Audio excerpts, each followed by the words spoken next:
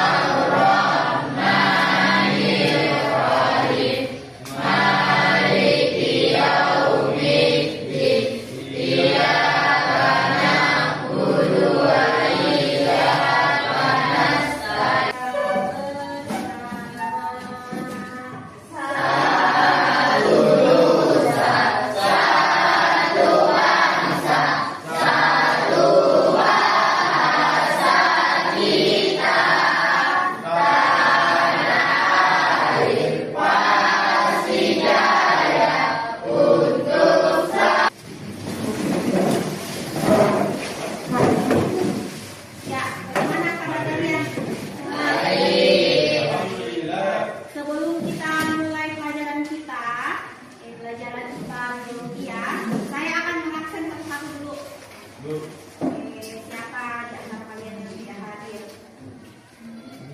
Untuk yang perempuan, Mbak Armiati. Tanggal berapa sekarang?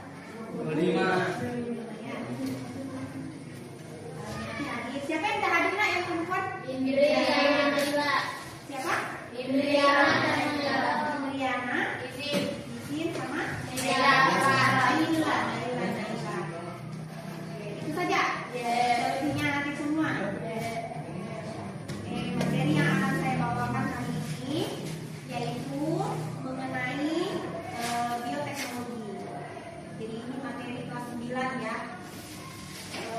Mengenai bioteknologi itu kalau dari bahasa kata-katanya, bio artinya itu makhluk hidup, teknologi itu adalah teknologi. Jadi kita akan memanfaatkan makhluk hidup untuk membuat teknologi.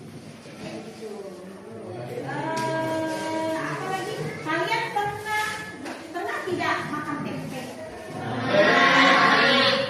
Biasa juga kalian menikmati kalau makan mie pakai kecap. Pakai kecap. Jadi kalau sekedar informasi ya, kecap sama tempe. Jadi itu produk-produk yang saya sampaikan tadi, tempe, yogurt, mata koko adalah produk yang memanfaatkan makhluk hidup untuk membuatnya. Kalau mau dibikin tempe, ada bayangan tidak cara membuat tempe? Ada tidak bayangan? Ada. Nah, bagaimana coba bayangannya kira-kira kalau bikin tempe kita? Ya, melalui yang namanya fermentasi. Jadi fermentasi itu memanfaatkan mikroorganisme. Jadi bioteknologi ini terbagi menjadi dua macam. Ada yang modern, ada yang konvensional. Ya, ada yang modern, ada yang konvensional. Jadi itu hanya sekedar pembukaan. Nah, supaya tidak tegang sekali, supaya kita belajarnya tidak tegang sekali, saya akan mengajak kalian main game dulu.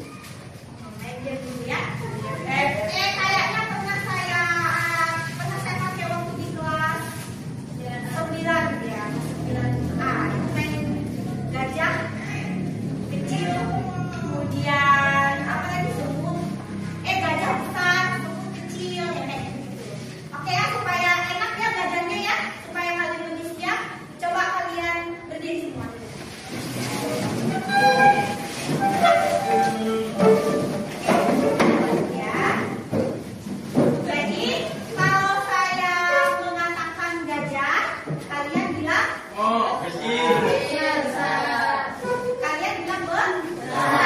Kalau saya bilang gajah, benar. Kalau saya bilang semut, oke, saya bilang ya, gajah. Semut. Gajah. Semut. Oke, sekarang pakai lambang, pakai tangan, pakai lambang ya.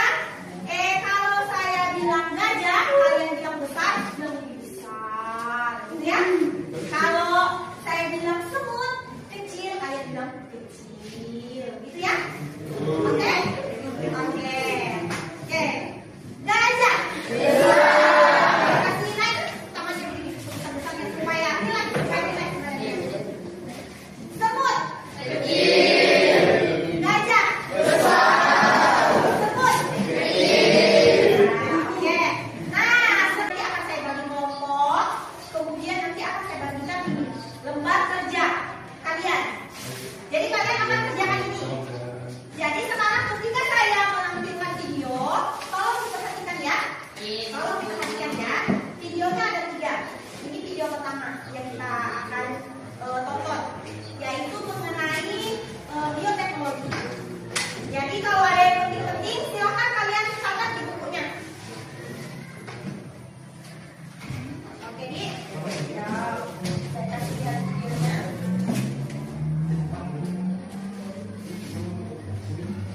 Bioteknologi. Silakan. Kita sedang membantu ibu menyiapkan makan siang. Ada tempe goreng dalam ayam kesukaan kita. Ibu bilang tempe dan kecap untuk semua terbuat dari bahan yang sama dari kacang kedelai. Ibu juga sudah menyiapkan beras mata tanpa biji sebagai mudah menentukan. Kita jadi penasaran, kenapa kacang kedelai bisa berubah menjadi tempe atau kecap ya? Lalu kenapa ada semangka yang tidak punya biji? Ya, semua itu karena adanya bioteknologi. Bioteknologi adalah ilmu yang menggunakan organisme hidup atau bagiannya untuk menghasilkan barang atau jasa yang berguna bagi kita manusia. Proses pembuatan tempe dan kecap menggunakan prinsip bioteknologi konvensional, sedangkan pembuatan semangka tanpa biji menggunakan prinsip bioteknologi modern. Bioteknologi konvensional biasanya menggunakan teknologi yang sederhana. Kalian bisa tidak kelompokkan mana yang dibilang bioteknologi konvensional dan mana yang dibilang bioteknologi modern?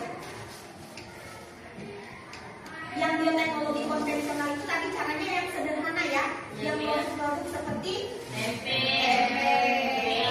kecap. Kalau semangka itu dia pakai bioteknologi modern. Ya, dia pakai teknologi modern dengan cara gennya yang disinar ya. Jadi dia pakai bioteknologi modern. Kalau yang sederhana itu tadi kayak tempe, kecap itu memakai bakteri, bukan pakai alat. Tapi kalau yang modern, contoh kayak sapi itu inseminasi buatan. Contoh yang paling sering kalian dengar itu mungkin bayi tabung. Pernah dengar bayi tabung? Pernah? Ya, itu bayi tabung adalah dengan menggunakan bioteknologi. Caranya bayi tabung itu biasa ada orang yang sulit mengalami kehamilan, itu diambil anunya apalagi sperma dari laki-lakinya itu dengan cara disuntikan ke perempuannya. Jadi dia menggunakan bioteknologi ya, bukan secara alami, tapi menggunakan bioteknologi. Jadi yang ingin saya tekankan di sini adalah bahwa bioteknologi itu sangat bermanfaat bagi kehidupan kita, baik itu di bidang pangan, di bidang pertanian. Tadi seperti di video, bidang pertanian menghasilkan golden rice, semangka tanpa biji, jeruk tanpa biji. Kemudian di bidang kesehatan, tadi vaksin, kemudian insulin, contohnya tadi ya. Terus di bidang industri, tadi apa? Kayak gas kita bisa memasak pakai gas. Gas itu dari mana? Hasilnya adalah hasil dari produk bioteknologi. Kemudian bensin dan lain-lain. Ya, itu nah. Jadi yang kita gunakan sehari-hari, yang kita konsumsi sehari-hari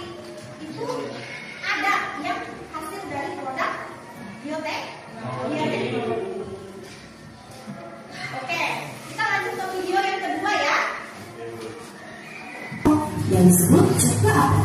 Nah, kalau tadi kita mempelajari bioteknologi konvensional, sekarang kita kenal yuk ciri-ciri bioteknologi modern. Bioteknologi modern baru ada sejak ditemukannya DNA pada tahun 1953. Peralatan dan teknologi yang digunakan lebih canggih dan modern.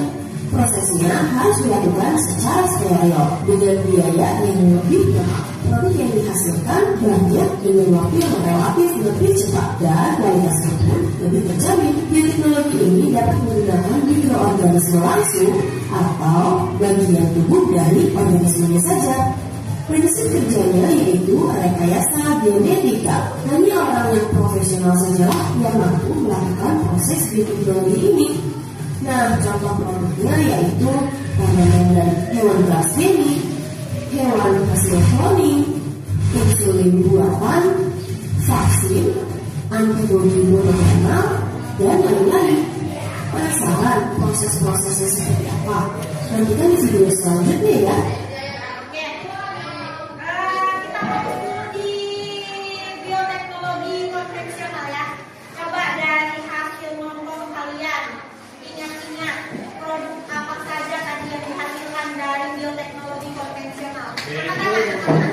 Ya, oke, katakan. Keju, apa lagi? Kecap. Tempe.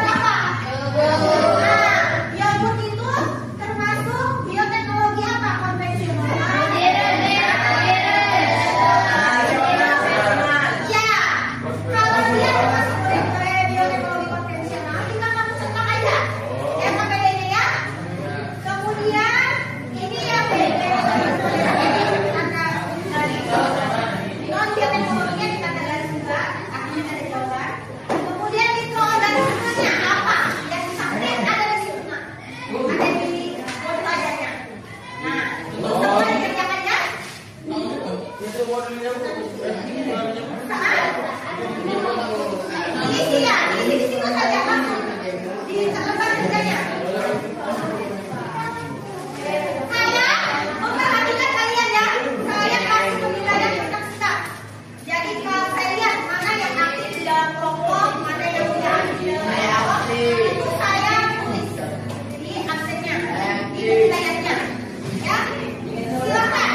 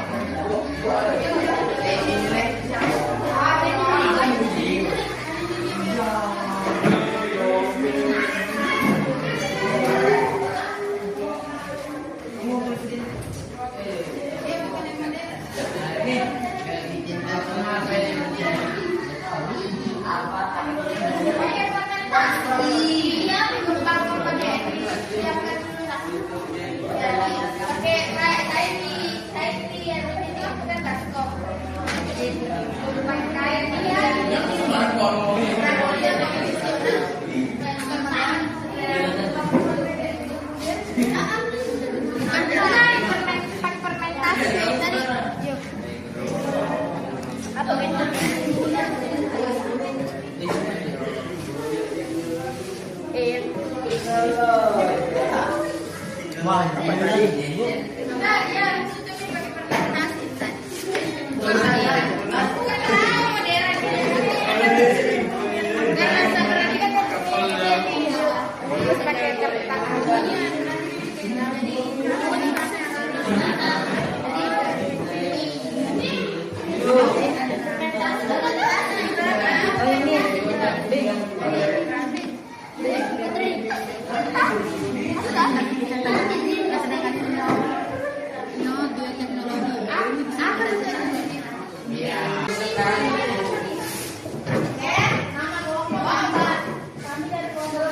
Oke, kalau sudah, jadi nanti begini ya untuk kesimpulannya.